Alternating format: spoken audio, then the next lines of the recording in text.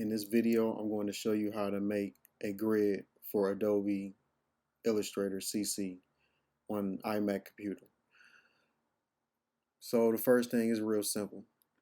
First thing you do is you go to View and you go to Grid, Show Grid. You hit Show Grid and a nice even balanced grid to come up. Once you do that, then you go to Rulers, Show Rulers.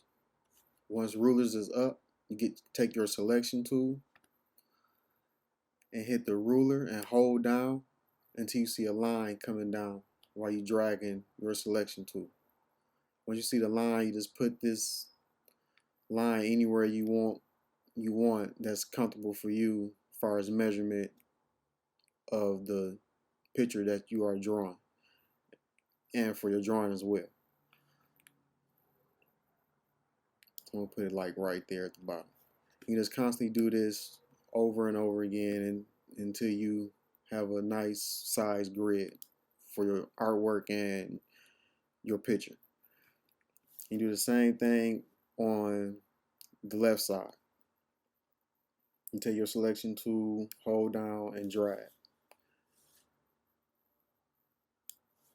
Just like that.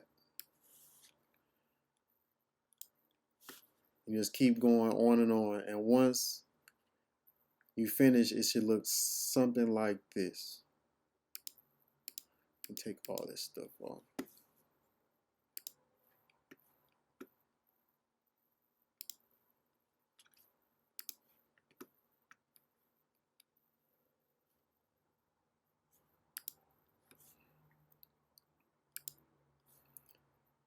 So once you have all your lines, it's going to look something like this, and everything should be aligned. You can still use your rulers and grid if you lose track of your point of reference of what you're drawing from your picture to your drawing,